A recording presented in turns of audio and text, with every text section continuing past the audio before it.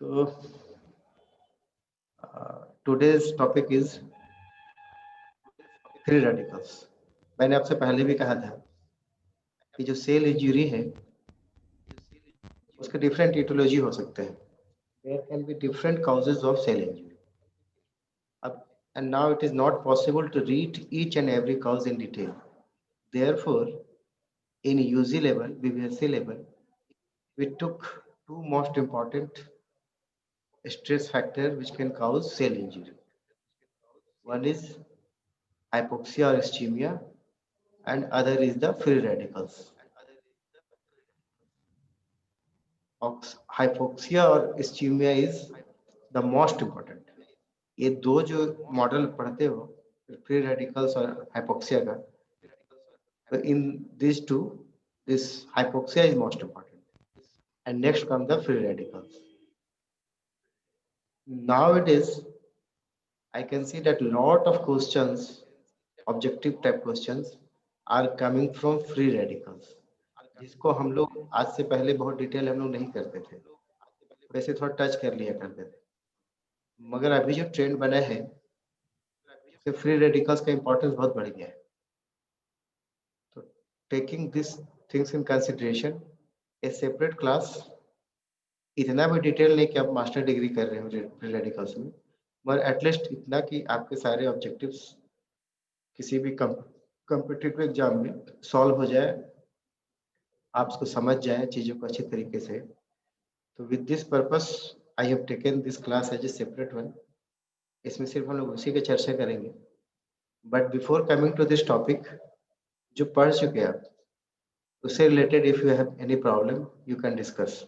पहले का चीज़ क्लियर हो तभी तो आगे बढ़े। मैं बार बार पूछता हूँ, लास्ट क्लास में भी एक अच्छा खासा डिस्कशन हुआ था, about 5 to 6 of you have responded very well, मगर मैं चाहता हूँ कि और लोग जिन्होंने देखा हो, रिवाइज किया हो, if you have any, if you have noted down any problem, आप उसको डिस्कस कर सकते हैं। उसके बाद ही हम लोग फिर रेडिकल्स में आएंगे। तो फ्यू मिनट्स फॉर यू, अगर आपको कोई प्रॉब्लम है किसी को तो आप उसको डिस्कस कर लो, अगर नहीं है तो वो भी मुझे रिस्पॉन्ड कर दो कि everything is okay, so that I can proceed forward. Sir DNA clumping pyknosis को ही बोलते हैं सर। कंडेंसेशन, डीएनए कंडेंसेशन है pyknosis, losing of water from the genetic material, उसको बोलते हैं पिक्नोसिस। कंडेंसेशन, क्लम्पिंग को आप पिक्नोसिस नहीं कर सकते, थोड़ा सा अंतर है दोनों में। स्टेजेस है, नेचुरली क्लम्पिंग होगा, फिर ही आपका कंडेंसेशन होगा, कंडेंसेशन के बाद भी क्लम्पिंग होते हैं। तो बहुत इनिशियल स्टेज है पिक्नोसिस का, बहुत इनिशियल स्टेज है कंडेंसेशन, ऐसे थोड़ा सा क्लियर कर सकते हो। वाटर मॉलिक्यूल भी निकलेंगे तो कंडेंसेशन भी होगा प्लस क्लम्पिंग भी होगा, लेकिन पिक्नोसिस उस स्टेज में बोलते हैं जब एकदम क्लियर कट कंडेंस्ड न्यूक्लियाई, जिसको इवन बाय स्टेनिंग भी आप देख सकते हो कि न्यूक्लियस बिल्कुल कंडेंस हो गया, स्मॉल हो गया, हाईली स्टेन लेयर, उसका इनिशियल स्टेज क्लम्पिंग हो सकता है। लेकिन पिक्नोसिस टर्म उसी समय यूज करते हैं जब न्यूक्लियस हाईली कंडेंस हो जाता है। तो ये थोड़ा सा है अंतर, सीक्वेंस ऑफ इवेंट्स ही है, मगर एकदम ये कहना है कि कंडेंसेशन और क्लम्पिंग इज सेम थिंग, ठीक नहीं। ठीक है, एनी नेक्स्ट क्वेश्चन? किसी और का कुछ प्रॉब्लम हो? ये जीपीएम कौन है? ये आपका नाम है या ऐसे आपने रख रखा है mobile? GPM 136/19। However, any other problem? Anyone?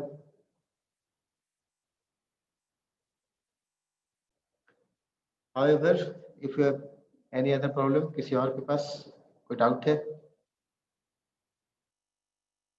Santosh Suman,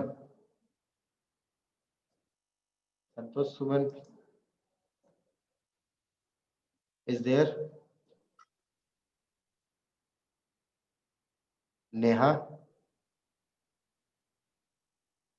Yes, sir. आपको कुछ प्रॉब्लम है? Any problem? No, sir. Any problem?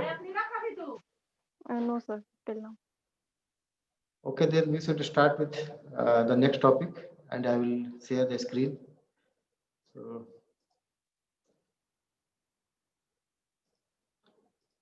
So basically, my concentration today will be on the free radicals. So if anybody can define this, what is this free radicals? किसको बोलते हैं free radicals? This is a very basic topic है ना, fundamental topic है, ये बड़ा technical नहीं है कि आपको किसी प्रोफेशनल कॉलेज में ही बताया जाएगा. This is very fundamental. What is free radicals? Single unpaired electron. और थोड़ा सा elaborate कीजिए. टोटल में सिंगल अनपेयर्ड इलेक्ट्रॉन. मतलब इसको फ्री रेडिकल्स क्यों बोल रहे हैं हम, और थोड़ा सा elaborate करो. मैं चाहता हूँ थोड़ा सा और elaborate करो. सर ये हाईली रिएक्टिव होता है सर, ऑक्टेट इनकम्प्लीट होता है सर इसका. कंप्लीट होने के लिए intermediate molecules of reduced species of oxygen during electron transfer, जो respiration के दौरान formation होता है उसका शायद. राइट. जैसे O2. सर बोलिए. रेडिएशन की वजह से भी तो क्रिएट करेगा सर. किसकी वजह से? रेडिएशन की वजह से. वेरिएशन. Radiation sir, radiation. कुछ लोग वेट कर रहे हैं. रेडिएशन की वजह से. तो आप ये कहना चाह रहे हो यूजुअली एटम्स को कैसा होना चाहिए? स्टेबल होना चाहिए. और ये स्टेबिलिटी क्यों आता है? वो अपना आउटर मोस्ट ऑर्बिट को कंप्लीट करते हैं, फुलफिल करते हैं. ठीक है. आउटर मोस्ट जो ऑर्बिट्स होते हैं एटम्स के, उसको हम लोग जैसे सेल बोलते हैं, नंबर 1 2 3 है ना. तो फर्स्ट सेल में आपको पता है कि 2 इलेक्ट्रॉन से उसका आउटर मोस्ट ऑर्बिट फुलफिल होता है. फिर जो नेक्स्ट ऑर्बिट है, या जो फाइनली वो ये चाहता है कि उसका जो आउटर मोस्ट ऑर्बिट हो उसमें 8 इलेक्ट्रॉन्स हो. ठीक है, स्टेबिलिटी के लिए. अगर नहीं होगा तो हाईली अनस्टेबल होगा और खुद को स्टेबल करने का कोशिश करेगा. कैसे करेगा? Either they can gain electrons और दे कैन लूज इलेक्ट्रॉन्स. तो अगर फोर्स एबव है तो they will try to gain electrons. Force से कम है इलेक्ट्रॉन तो they will try to lose electron. Lose करके ही चाहेगा स्टेबल हो जाए. और अगर 4 है तो चाहते हैं कि शेयरिंग कर ले. कभी कभी शेयरिंग करके भी ऑक्टेट फुल होता है. तो कोवैलेंट बॉन्ड भी हो सकता है, आयनिक बॉन्डिंग भी हो सकते हैं. किसी भी तरीके से बॉन्ड बना के एक एटम स्टेबिलिटी अचीव करना चाहता है. और वैसे ही उसका नेचर है, किसी भी एटम का नेचर है कि वो स्टेबल रहे. अगर वो नहीं कर पा रहा है एटलीस्ट उस टाइम तक, जब तक वो स्टेबल नहीं हो पा रहा है, वो हाईली अनस्टेबल, हाईली रिएक्टिव होता है. और ये जो स्टेबिलिटी के लिए ढूंढेगा चीजों, किसके साथ मुझे इलेक्ट्रॉन लेना है, किसको कैसे अपना ऑक्टेट को पूरा करना है, तो कहीं ना कहीं जाके ज्वाइन करेगा, कहीं ना कहीं जाके डैमेज करेगा, ऑक्सीडेटिव डैमेज करेगा. तो यही जो इंजरी कॉज कर रहा है, इसी को हम बोलते हैं सेल इंजरी. मैंने क्या कहा कि अनस्टेबल जो एटम्स है वो खुद को स्टेबल होने के लिए इलेक्ट्रॉन ढूंढेगा. अब इलेक्ट्रॉन कहीं से भी लेना चाहेगा. से फॉर एग्जांपल सेल मेम्ब्रेन के किसी एटम से वो चाहेगा कि मैं इसे ले लूं. अगर उससे ले रहे हो तो उसको ऑक्सीडेटिव डैमेज कॉज कर रहे हैं, तो वहां पे वो इंजरी शुरू हो जाएगा. इसी को तो हम लोग बोलते हैं सेल इंजरी. ऑक्सीडेटिव डैमेज मतलब इंजरी. इंजरी हुआ तो इसीलिए हम लोग बोलते हैं कि it is induced cell injury by help of some free radicals. और अभी तक आपने या मैं भी कह रहा हूँ कि फ्री रेडिकल्स को ज्यादातर हम रिलेट करते हैं ऑक्सीजन डिराइव्ड फ्री रेडिकल्स, जिसको ROS भी बोलते हैं, रिएक्टिव ऑक्सीजन स्पीसीज. ठीक है. मगर मैंने आपसे पहले भी कहा कि मोस्ट इम्पोर्टेंट हो सकता है, लेकिन ये अकेला नहीं है आपके बॉडी में. नाइट्रोजन डिराइव्ड फ्री रेडिकल्स भी होते हैं, हैलोजन डिराइव्ड फ्री रेडिकल्स भी होते हैं, लेकिन हमारे emphasis no doubt oxygen derived free radicals भी होता है. जैसा आप मुझसे कोई कह रहे थे, ड्यूरिंग ऑक्सीडेटिव फॉस्फोराइलेशन ऑक्सीजन को यूज करते हैं, और ये बड़ा नॉर्मल और कंसिस्टेंट फेनोमेना है आपके शरीर में. तो ऑक्सीजन का सबसे ज्यादा यूज कर रहे हो, इसलिए oxygen derived free radicals body में सबसे ज्यादा इंपॉर्टेंस गेन कर रहे हैं. सेकेंड थिंग इज दैट, मैंने कहा कि in the coming examination you will feel that this is the most important topic. क्यों ये ज्यादा इंपॉर्टेंट होता जा रहा है? इसलिए होता जा रहा है कि जो लेटेस्ट कंसेप्ट है रिगार्डिंग एजिंग कैसे हो रहे हैं, डेथ कैसे होते हैं एक समय के बाद, जो सबसे इंपॉर्टेंट हाइपोथेसिस अभी पुट किया गया है, that is due to oxygen derived free radicals. यही रेडिकल्स हमें एज ए स्लो पॉइजन हमारे बॉडी में एक्ट कर रहे हैं और धीरे धीरे हमारे एजिंग और फाइनली बॉडी डेथ। अगर इन सेल का रेफरेंस से बात करें तो सेल डेथ, या इंडिविजुअल का रेफरेंस से बात करें तो इंडिविजुअल का डेथ काउज करने के लिए रिस्पॉन्सिबल।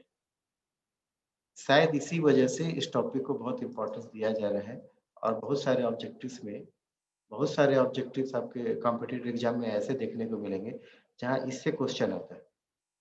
सिर्फ वेटनरी नहीं, even in the medical profession this topic has gained a lot of importance. लेकिन मैं फिर भी ये कह रहा हूँ कि you are not doing master degree, तो हम इतना डिटेल तो नहीं पढ़ने जा रहे हैं, मगर इसको बड़ा सुपरफिशियल हम छोड़ने भी नहीं जा रहे। ठीक है, तो एट दिस टाइम मुझे लगता है आप एटलीस्ट ये समझ गए हो कि फ्री रेडिकल्स क्या है। ठीक है ना। अब दूसरी बात ये है, second thing is that free radicals क्या क्या हो सकते हैं। ऑक्सीजन ड्राइव फ्री रेडिकल्स कौन बहुत ज्यादा डैमेजिंग हो सकता है, कौन थोड़ा सा लेस डैमेजिंग हो सकता है, ये फ्री रेडिकल्स कौन बनाते हैं सेल में। उसके बाद जो सबसे बड़ी बात आती है कि इस फ्री रेडिकल्स के अगेंस्ट में नेचर ने आपको क्या दिया। Free radicals, oxygen derived free radicals can be called as oxidants, है ना। ऑक्सीजन ड्राइव फ्री रेडिकल्स को आप सिंपली ऑक्सीडेंट्स बोल सकते हो। इसका मतलब ये हुआ कि जितने एंटीऑक्सीडेंट्स है आपके बॉडी में, वो सारे नेचर ने एज ए स्कैवेंजिंग या प्रिवेंटिंग एजेंट की तरह आपको दिया हुआ है एंटीऑक्सीडेंट्स। तो जितना इम्पोर्टेंट ये ऑक्सीडेंट्स है ODFRS से, उतने ही इम्पोर्टेंट एंटीऑक्सीडेंट्स भी है for examination point of view. ठीक है। सो एजिंग कब होगा, किसमें कितना डैमेज होगा, और कौन डिसाइड करेगा, ये बैलेंस डिसाइड करेगा। अगर ODFRS ज्यादा है, आपका एंटीऑक्सीडेंट्स कम है, तो नेचुरली एजिंग या सेल इंजरी ज्यादा होगा। अगर दोनों बैलेंस में है तो वेल एंड गुड। अगर आप एंटीऑक्सीडेंट, आपका बॉडी बहुत अच्छा काम कर रहा है, तो एजिंग को आप डिले कर सकते हो। सिर्फ एंटीऑक्सीडेंट से आप अपने एजिंग डिले कर सकते हैं। कुछ एंटीऑक्सीडेंट्स नेचर ने आपको दे रखा है आपको बॉडी में, जैसे कुछ विटामिन है, कुछ प्रोटीन्स है, कुछ एंजाइम्स है, कुछ ऐसी चीजें हैं जो इन ऑक्सीडेंट्स को बॉडी से रेगुलरली रिमूव कर रहे हैं। अभी बैलेंस से डिसाइड करेगा कि कितना इंजूरियस होगा या नहीं होगा। Can you name some antioxidant in the body? Body के कुछ एंटीऑक्सीडेंट बता सकते हो? Any one of you? Vitamin C, vitamin vitamin A, C, vitamin C, A, C, vitamin E sir. Vitamin A, vitamin E, vitamin C, तीनों ही vitamin antioxidant है। Good. ऐसा कोई enzymes that act as a antioxidant?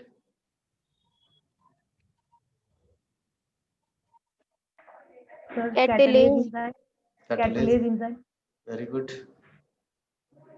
चलो at least catalyst तो है। ठीक है। और ऐसा कोई प्रोटीन्स अदर देन एंजाइम्स, कोई डिफरेंट प्रोटीन्स जो और आपको मदद कर रहे हो as a antioxidant? Serum proteins. Name some ऐसे प्रोटीन्स, कुछ ऐसे प्रोटीन्स जो मदद करते हो आपको। जैसे कैरिंग प्रोटीन, जो कैरी करते हैं, जैसे आयरन को कैरी करने वाले, कॉपर को कैरी करने वाले। जैसे आयरन को कैरी करने वाले प्रोटीन ट्रांसफेरिन है, कॉपर को करने वाले सेरुलोप्लाज्मिन है। ये सब भी एंटीऑक्सीडेंट है। ठीक है। तो एंटीऑक्सीडेंट को 3 कैटेगरी में बांट के पढ़ सकते हो। ठीक। One is vitamins, next is enzymes, and the third is other proteins, other मतलब प्रोटीन्स अदर देन एंजाइम्स। ठीक है। तो एंजाइम्स में आपने नाम लिया था कैटालेज का, लेकिन और भी कुछ इंपॉर्टेंट एंजाइम्स है, जिसमें बहुत इंपॉर्टेंट है एसओडी, उसको हम पढ़ेंगे अभी। ठीक है। Super oxide dismutase. अच्छा है, ये जितने भी एंजाइम्स हैं जो एंटीऑक्सीडेंट की तरह रोल प्ले कर रहे हैं, तो आपको आइडिया हो तो जो लेटेस्ट कॉन्सेप्ट है उसमें सेल के अंदर पेरोक्सिसोम्स ऑर्गेनेल्स का हम लोग आजकल डिस्कवर किए हैं। ये नाम आने लगे हैं लेटेस्ट बुक में। पेरोक्सिसोम्स होता है ना, तो उसके अंदर ये स्टोर होते हैं एंजाइम्स, इसीलिए पेरोक्सिसोमल एंजाइम्स भी बोलते हैं। ये जितने एंटीऑक्सीडेंट एंजाइम्स हैं, और चूंकि पेरोक्सिसोम्स में होते हैं, इसीलिए पेरोक्सिसोमल एंजाइम्स भी बोलते हैं उसको। ठीक है। तो विद दिस शॉर्ट बैकग्राउंड हम लोग थोड़ा सा डिटेल करते हैं। तो coming to the introduction, free radical industrial injury क्या है? It is injury induced by free radicals, particularly induced by activated oxygen species, particularly सिर्फ ऑक्सीजन स्पीसीज नहीं है, but particularly it is due to activated reactive oxygen species. अब ये है कि ये जो ऑक्सीडेंट है वो बनते कैसे हैं। कोई आपसे पूछे कि ऑक्सीडेंट्स बनते कैसे हैं, तो आप बोलोगे it is due to oxidative stress, it is due to oxidative stress. अब ये स्ट्रेस कहाँ से बॉडी में आएगा? It can be due to various reason, it can be due to some chemical injury, it can be due to some radiation injury, it can be some due to, आप जैसे कह रहे थे, oxidative phosphorylation के समय यानी oxygen toxicity, it can due to some inflammatory reaction, inflammatory cell damage, it can be at the time of phagocytosis, it can be at the time of tumor destruction by macrophages or other injurious process. So oxidative stress brings about the formation of oxidants, ठीक है, particularly in the mitochondria. Mitochondria बहुत important site है, जो कि oxidative phosphorylation वही हो रहा है, वही चीज है जो कॉन्स्टेंटली हो रहा है, कंसिस्टेंटली हो रहा है। बाकी जी ये मैं कह रहा हूँ केमिकल इंजरी, ये चांस की बात है। मैं कह रहा हूँ फैगोसिटिक, ये भी बहुत रेगुलर नहीं हो रहा है। ट्यूमर डिस्ट्रक्शन, ये भी चांस की बात है, मगर ऑक्सीडेटिव फॉस्फोराइलेशन तो कंसिस्टेंट प्रोसेस है। इसका मतलब ये हुआ कि ऑक्सीडेटिव स्ट्रेस रेगुलर प्रोसेस है इन द माइटोकॉन्ड्रिया, ठीक है। ये जो मैं आपको डिस्कस कर रहा था, as per the electronic theory of valency, for an atom to be stable, outer orbital must have a group of 8 electrons, जिसको हम लोग बोलते हैं ऑक्टेट, ठीक है। अगर नहीं होगा देन, हाँ बोलिए नेहा, नेहा आप इसको और कुछ बोलना चाह रहे हैं क्या? नो सर, गलती से हो गया। तो मैं कह रहा था अदरवाइज अगर ये ऑक्टेट फुलफिल नहीं कर रहा होगा, otherwise the atom will be unstable and will react until octet is formed. Most important statement, इसको आप जानते हो, बस इंप्लीमेंट करना। अनस्टेबल होगा तो क्या होगा, और रिएक्ट करना शुरू हो करेगा जब तक कि वो ऑक्टेट फुलफिल नहीं कर ले, यानी ऐसा एटम को ढूंढेगा जहां से ऑक्सीजन ले सकता है, ऑक्सीडेटिव डैमेज कर सकता है, करेगा वहां पे, उसी को हम लोग बोलते हैं रिएक्टिव ऑक्सीजन स्पीसीज, ठीक है। जैसे इस डायग्राम में, ये इस डायग्राम में आप देख लो, ये सोडियम है, ये फ्लोरीन है। इस अगर ये फ्लोरीन का ऑक्टेट फुलफिल नहीं हो रहा है, it is searching for an electron, तो सोडियम से ये मांग रहा है, सोडियम लूज करके अपना ऑक्टेट फुलफिल कर रहा है, अब फ्लोरीन लेके फुलफिल कर रहा है, तो ये कोशिश कर रहा है इसके साथ ऑक्टेट फुलफिल करना, ठीक है। उसी तरीके से CO2 में होते हैं, ठीक है। ऑक्सीजन आउटर मोस्ट ऑर्बिट में 6 इलेक्ट्रॉन है, उसको 8 चाहिए। कार्बन के बाहर में 4 है, उसको भी 8 चाहिए। तो 2 इलेक्ट्रॉन शेयर करेंगे एक ऑक्सीजन एटम के साथ, दूसरा 2 इलेक्ट्रॉन शेयर करेगा दूसरे ऑक्सीजन के साथ, इसीलिए CO2 मॉलिक्यूल्स बनाता है, ठीक है। तो बाय शेयरिंग और बाय लूजिंग और गेनिंग, किसी भी तरीके से ये ऑक्टेट रूल को फॉलो करेगा बॉडी में, ये नेचुरल फेनोमेना है, ठीक है, ये आप जानते हैं। नेक्स्ट इज फ्री रेडिकल्स और केमिकल स्पीसीज, इसका भी डिस्कशन हो गया। That have a single unpaired electron in the outermost orbit, ये आप में से कोई कह भी रहे थे, ठीक है। In such a state the free radical is extremely reactive and stable.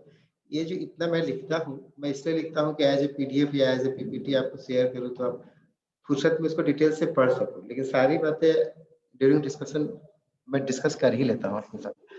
मेरी लिखना मजबूरी इसलिए हो जाती है कि कुछ लोग अटेंड नहीं कर पाए या कुछ लोग प्रॉपर्ली नहीं सुन पा रहे हैं, एटलीस्ट इसको पढ़ के समझने का कोशिश करेंगे, ठीक है। और मेजोरिटी ऑफ द पोर्शन जो मैंने रखा है इसमें, वो आपका जो रेफरेंस टेक्स्ट बुक है उसी से मैंने रखने का कोशिश किया है, क्योंकि आपका कंफ्यूजन नहीं हो पढ़ने का टाइम। मैं बार बार कह रहा हूँ कि जेल वेगार्ड आपका रेफरेंस बुक रखना है आपको। अब मान लीजिए मैं किसी दूसरे नोट से पढ़ाता हूँ, उसका थोड़ा डिलीवरी का स्टाइल अलग हो जाए, जेल वेगार्ड साहब का थोड़ा सा अलग हो जाए, तो आपके लेवल पे हो सकता है थोड़ा कंफ्यूजन होने लगे आपको, थोड़ा सा इस तरीके से। चीजें तो वही रहना है, मगर वे ऑफ एक्सप्रेशन अलग अलग हो सकता है। यही सोच के मैंने ये कोशिश किया है कि बहुत ज्यादा इधर उधर नहीं भटक के जेल वेगार्ड का ही मटेरियल मैं पुट करूं, चाहे दोनों पर्पस आपको सॉल्व हो। आप जब इसको पढ़ रहे हैं तो ये मान लीजिए कि आप जेल वेगार्ड की बुक पढ़ रहे हैं, ठीक है। बुक के ही बहुत सारे पोर्शन हमने इसमें डाला, ये आपका बेनिफिट, ये बेनिफिशियल होगा आपके लिए, ठीक है। क्या कह रहा था मैं? Free radicals is extremely reactive and stable and enter into reaction in cells with inorganic और ऑर्गेनिक सब्सटेंस जैसे प्रोटीन, लिपिड एंड कार्बोहाइड्रेट। इस लाइन को पढ़ो तो प्रीवियस क्लास में there was a question related to lipid peroxidation. ये आपका यहाँ पे थोड़े थोड़े से फंडामेंटल समझ में आने लगे होंगे। क्या हो रहा है? इंटर्स इनटू रिएक्शन विथ लिपिड, मतलब रिएक्टिव ऑक्सीजन स्पीसीज किसे रिएक्ट करना शुरू करेगा? जब लिपिड से रिएक्ट करना शुरू करेगा। Oxidative damage of the lipid, कौन सा lipid? Particularly the cell membrane का लिपिड, फॉस्फोलिपिडुलर लिपिड। जब उसको डैमेज करना शुरू करेगा तो एक फाइनल प्रोडक्ट बनेगा, उसको हम बोलते हैं लिपिड पेरोक्साइड्स। जो केमिकल फाइनली बनता है उसको बोलते हैं लिपिड पेरोक्साइड्स, इसीलिए इसको हम टर्म देते हैं लिपिड पेरोक्सीडेशन। इसको मैं और डिटेल करूंगा अभी, ठीक है। लेकिन थोड़ा सा यहाँ पे आपका क्वेश्चन सॉल्व हो रहा है कि free radicals react with the lipid to form a chemical product called as lipid peroxides. ये हाईली खतरनाक बात है, खतरनाक चीज है, और इसीलिए इसको हम लोग लिपिड पेरोक्सीडेशन भी कहते हैं, और इसीलिए इस टर्म का इंपॉर्टेंस भी है, उसको हम लोग फिर डिटेल करेंगे, ठीक है। अब ये वाला बात अभी तक डिस्कस नहीं हुआ था, जो नेक्स्ट पॉइंट है, second feature of free radicals is that they initiate auto catalytic reactions. Auto catalytic reactions मतलब एक साइक्लिक रिएक्शन शुरू हो जाता है। मैंने कहा एक ऑक्सीडेटिव स्ट्रेस की वजह से, एक ऑक्सीडेटिव स्ट्रेस की वजह से आपका फ्री रेडिकल ऑक्सीजन बना। अब दूसरा फ्री रेडिकल्स को बनाने के लिए एक नया ऑक्सीडेटिव स्ट्रेस की जरूरत नहीं है। Most of the time it is auto catalytic, यानी जो फ्री रेडिकल्स बने वो खुद ही इनिशिएट कर सकता है अदर फ्री रेडिकल्स का फॉर्मेशन, माने एक प्रोपगेशन हो जाएगा, एक साइक्लिक रिएक्शन शुरू हो जाएगा। This means that the molecules that react with free radicals are themselves converted into free radicals, which in turn propagate the chain damage. एक बना वो खुद ही दूसरा बनाएगा, तीसरा बनाएगा, चौथा बनाएगा, ऑटो कैटालिटिक रिएक्शन हो जाएगा। तो ऐसे तो आपका पूरा शरीर ही खत्म हो जाना था, लेकिन होता नहीं है। क्यों नहीं होता होगा? इससे तो ऐसा लग रहा है कि ऑटोलिटिक कैटालिटिक रिएक्शन हो गया। ये जो दिवाली में वो पटाखे जलाते हैं ना, क्या बोलते हैं उसको, बैट, एक तरफ जला दो तो दूसरा फटा, तीसरा फटा, लास्ट तक अपने आप ही फटते चला जाता है। इसका मतलब तो आपको खत्म हो जाना चाहिए था इस स्टेटमेंट के हिसाब से, लेकिन अब खत्म नहीं होते। क्यों नहीं होते बताइए, ऐसा क्यों नहीं होता? ये स्टेटमेंट उतना ही सही है जितना ये फैक्ट कि नहीं, प्रोपगेशन रुकना है, रुक जाता है। प्रोपगेशन का तो ये समझ में आ गया, उसका टर्मिनेशन कैसे होता होगा, कौन बताएगा? एंटीऑक्सीडेंट की वजह से। हाँ, वेरी गुड। यही मैं आपसे कह रहा था कि चीजें सब जानते हैं, बस उसको इम्प्लीमेंट करना शुरू करो। बॉडी ने आपको दिया है एंटीऑक्सीडेंट, एंटीऑक्सीडेंट आप बाहर से लेने की जरूरत भी नहीं। अगर इस प्रोपगेशन को नहीं रोका जाता तो आप डैमेज ही हो जाना था। इसलिए नेचर ने आपको एंटीऑक्सीडेंट डिफरेंट टाइप के दिए हैं कि इस चेन को रोकिए, ठीक है। तो जितना ही ऑटो कैटालिटिक है उतना ही ऑटो टर्मिनेशन भी हो जाएगा। आपको अलग से कोई दवा लेने की जरूरत नहीं। You have that capacity in the form of antioxidant, vitamin हो, एंजाइम्स हो, प्रोटीन हो, जो भी हो, लेकिन उसको टर्मिनेट कर देगा, ठीक है। An unpaired electron can be associated with almost any atom. इसमें मैं ये इस लाइन में ये कह रहा हूँ कि मैं जो पहले से कह रहा था, क्योंकि ये जो ऑक्सीजन ड्राइव्ड फ्री रेडिकल्स है वो ऑक्सीजन का भी हो सकता है, नाइट्रोजन का भी हो सकता है, हैलोजेंस का भी हो सकता है, but those derived from oxygen are the most important in cell engineering, ठीक है। नाइट्रिक ऑक्साइड भी हो सकते हैं। अब ये है कैसे बनते हैं, जो हम लोग बातें कर रहे थे अभी तक। ODFRS are produced during normal metabolic process in redox reaction. कोई बताएगा रिडॉक्स रिएक्शन क्या है? What is redox reaction?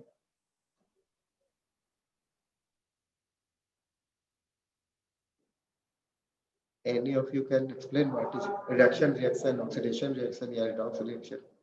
थोड़ा सा So basic simultaneous addition of electron या मतलब addition of hydrogen is called reduction, and addition of oxygen or loss of electron is called oxidation and simultaneous दोनों process होगा तो redox reaction.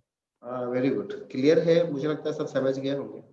Oxygen का ही addition में बात करो, ठीक है, तो एडिशन ऑफ ऑक्सीजन या रिमूवल ऑफ ऑक्सीजन या एडिशन ऑफ हाइड्रोजन और रिमूवल ऑफ हाइड्रोजन, दोनों चीजें अगर एक साथ हो रहे हैं एक रिएक्शन में, that is called as redox reaction, ठीक है, रिडक्शन एंड ऑक्सीडेशन, ठीक। For example during normal respiration molecular oxygen is sequentially reduced in mitochondria by the addition of 4 electrons to generate water. जो ऑक्सीडेटिव फॉस्फोराइलेशन है उसमें oxygen finally form करते हैं water. In this process small amount of ROS are being produced. इसीलिए मैं कह रहा था ऑक्सीडेंट स्ट्रेस का जो कंसिस्टेंट फॉर्मेशन होता है वो माइटोकॉन्ड्रिया में होता है, ठीक है। ये सब बातें हम लोगों ने डिस्कस कर रहे हैं। अब कितने तरह के हो सकते हैं या कौन सा बहुत important oxidant of free radicals है, तो सबसे इम्पोर्टेंट मतलब कुछ नेम है, super oxide radicals, hydrogen peroxide, hydroxyl radicals, ये कुछ एग्जांपल्स हैं। Super oxide radicals, hydrogen peroxide या हाइड्रोक्सिल रेडिकल्स, ठीक है। सुपर ऑक्साइड मतलब सुपर ऑक्साइड एनायंस है बेसिकली, ठीक है, पूरा नाम नहीं लिख के हम लोग लिखते हैं super oxide radicals, super oxide anions है। अब कहाँ बनेंगे? This can be produce by the activity of oxidative enzymes in different site, जैसे एंडोप्लाज्मिक रेटिकुलम और माइटोकॉन्ड्रिया रिस्पांसिबल एंजाइम हो जाएंगे P450, प्लाज्मा मेम्ब्रेन में NADPH, साइटोसोल में जैंथिन ऑक्सीडेज। कुछ मेटल्स हैं कॉपर आयरन, इसमें आयरन वाला इंपॉर्टेंट है, इसका आता है ऑब्जेक्टिव में, फैंटम रिएक्शन बोलते हैं। फिर ऑक्सीजोम्स, बहुत सारे ऑक्सीडेजेस होते हैं। अन्य लाइसोसोम्स जैसे कि माइलोपेरोक्सीडेज और नाइट्रिक ऑक्साइड सिंथेज। ये जो है ना, ये लास्ट लाइन जो है आपका, लाइसोसोम्स के अंदर जो फैगोलाइसोम्स बनते हैं और जो डिग्रेडेशन ऑफ फॉरेन मटेरियल्स का होता है, तो वहाँ पे कुछ इंपॉर्टेंट एंजाइम्स हैं, माइलोपेरोक्सीडेज और नाइट्रिक ऑक्साइड सिंथेटेज। ये आप पढ़ोगे इन्फ्लेमेशन का, मुझे ही पढ़ाना है, तो वहाँ पे ये जो नाम आ रहे हैं बेसिकली माइलोपेरोक्सीडेज इंपॉर्टेंट है, इसको हम लोग वहाँ पर डिटेल में डिस्कस करेंगे इन टॉपिक इन्फ्लेमेशन, ठीक है। अब एक एक जो इम्पोर्टेंट है उस पर थोड़ी बातें करें हम लोग। First one is the super oxide. Super oxide क्या है? Is a molecule of oxygen that has 13 electrons in its outer orbital instead of normal 12। ये मुझे कोई एलैबोरेट करके बताइए तो इसका क्या मतलब है? Super oxide is a molecule of oxygen that has 13 electrons in its outer orbital instead of normal 12। ये क्या है मुझे बताओ जरा, इस स्टेटमेंट से क्या समझते हो? सर इसके वैलेंस शेल में 13 इलेक्ट्रॉन्स है। तो और डिटेल कीजिए, मतलब कितना है किसमें? ये तो O2 हो गया ना, मॉलिक्यूल हो गया, एटम नहीं है, मॉलिक्यूल ऑफ ऑक्सीजन। एक एटम में कितना O2 में तो मतलब एक हाँ, ऑक्सीजन में 6 होता है, outer तो most यहाँ पे molecule 2 और एक ये है अनायन है, तो हाँ वो एक ऐड हो जाएगा। हाँ, मतलब 6 होना चाहिए था का नॉर्मली 12 12, नॉर्मली 12 क्यों होना चाहिए था? 6 इसका आउटर मोस्ट और 6 सेकेंड एटम का ऑलमोस्ट, मतलब दोनों मॉलिक्यूल के मिला दीजिए तो 6 + 6 12 होने थे नॉर्मली, ठीक है, लेकिन हो क्या रहा है 13। इसीलिए मैं कह रहा हूँ सुपर ऑक्साइड एनायन अच्छा टर्म है इसके लिए, शॉर्ट में हम लोग सुपर ऑक्साइड बोल के निकल लेते हैं, मगर ये एनायन है, सिंपल सी बात, ठीक है। Because of the presence of an unpaired single electron, it is highly reactive.